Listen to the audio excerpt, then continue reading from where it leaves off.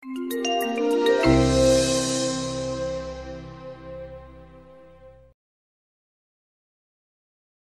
is Kelly Hill, technology reporter for RCR Wireless News. I'm here at NATE Unite 2018 with Todd Schlekeway, who's executive director of NATE, and Jimmy Miller, who is one of the board members of NATE. So how are you gentlemen doing today?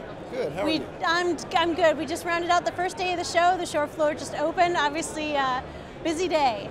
So, so I wanted to hear you guys' perspectives on, some of the state of the industry and some of NATE's initiatives. So Jimmy, I'm hoping we can start with you, and that you can talk to me about some of the challenges that NATE is trying to help the industry address in terms of workforce development. Absolutely. As an employer, some of the challenges we face is a standardized skilled work set. In addition to the physical requirements of the job, standards in terms of technology and especially safety is imperative to us. As you know, we have the National Wireless Safety Alliance, which we have created standards and categories of technicians, which is perfect timing for the industry, especially as busy as it is. And that's actually something that's fairly recent, yeah? Yes. It's been underway 2 years now. Yep. Yeah. Okay. So hopefully picking up some momentum there. One of the areas that NATE has also been working on is unmanned aerial systems, drones, and their use in tower inspections and tower work. So tell us a little bit. Now, I understand you're a drone pilot, and so you have some experience in terms of, what's the value that drones bring to the industry? That's a good question. As a drone pilot and a general aviation pilot, the fact that we can send an unmanned system to the top of the tower that can collect massive amounts of data, what I like to refer to as raw empirical data, much more than a man can do. It's going to change the industry. It's going to make it safer too. So we like to initially, I'm looking at the unmanned aerial system as something in our toolbox that we can send up the tower, look at the scope of work before us. Are there any surprises? Do we have the whole picture? And that's huge. Yeah.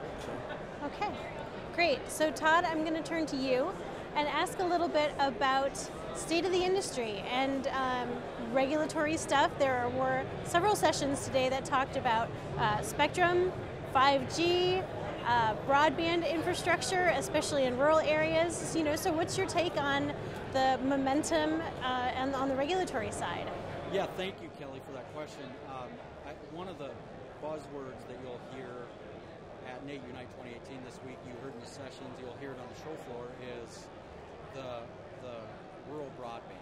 Yeah, I mean, there are something like 25 different standalone bills in Congress waiting to be heard. The administration just came out with their infrastructure package, of which broadband will likely be a part of it. So you pool that with what's going on the post-incentive auction, 600 megahertz auction. A lot of our members are doing the tall tower broadcast repack transition work. And then, of course, something you've covered at RCR Wireless extensively, FirstNet. We're going to have members on the front lines involved with that. And then you have your normal year-over-year tower maintenance and modification work that's going on, your small cell and DAS densification work leading to 5G. So what you really have, and what I see anecdotally see and hear anecdotally by talking to our members every day, is you kind of have a perfect storm. All of these intense demand, this build-out, coming together at the same time. And it's why workforce development, as Jimmy said, has emerged as a top priority for NATE. Okay, great. So one of the other things that I've been hearing a lot about is obviously we had T-Mobile providing some perspective at different points today on their progress on 600 megahertz repack. Spectrum, and I think there was also some input, I'd say, from Competitive Carriers Association, who had some representatives on some of your panels, in terms of access, making sure that these build-outs aren't just happening in the cities, that 5G makes its way to the rural side as well. It seems like there's a lot of attention on rural broadband, and so what does that mean for you folks? Yeah, NATE members, of course, are on the front lines. Anytime there's a spectrum auction. That means that more equipment is going to be deployed on macro sites. A lot of our member companies are working both in urban and rural areas around the country, but of course a lot of those macro sites are in suburban and rural areas. And so we like it when the FCC conducts auctions because it means it's good for business for our contractor membership. Yeah. And on the rural broadband side, obviously there's the infrastructure package. There's, I think, $20 billion over the next 2 years, specifically for, it's rural infrastructure, of which broadband is considered a part. Yep. And then, there's also, I think, some potential other funding vehicles in the next few years. So, it sounds like both on the wireless and on the wireline side, we're looking at quite a bit of investment over the next couple of years. And we're seeing that daily, Kelly. I mean, we started a small cell and DAS deployment committee last year because what you're seeing is wireless and wireline meeting in the right-of-way. We see it with some of the vertical real estate companies acquiring fiber-based companies. Absolutely. A lot of our contractor members are diversifying into doing more small cell and DAS work in addition to macro work. And a lot of the electrical contractors work for our members and are part of our member company base. So it's all kind of blending together, but the bottom line and the common denominator is this industry is evolving, and NATE and our membership are working hard to evolve with it. One other question that I did want to ask.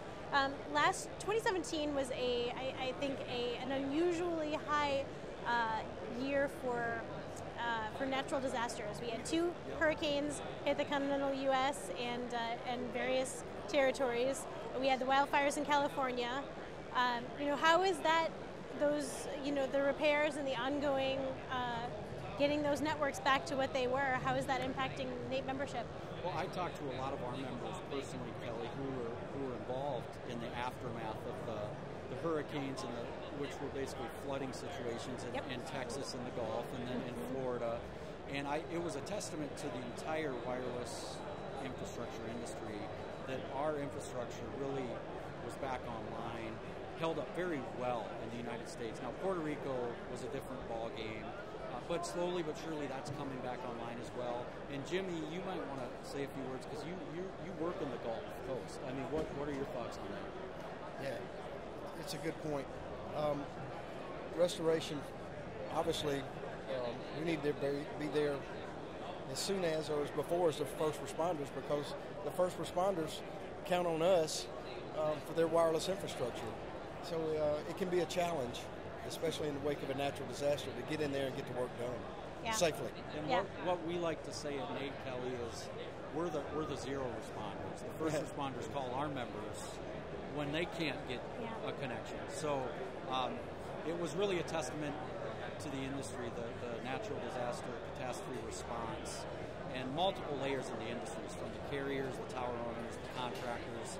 It was a team effort, and it was a testament to the industry how quickly those networks were restored. Great. Well, gentlemen, thank you so much.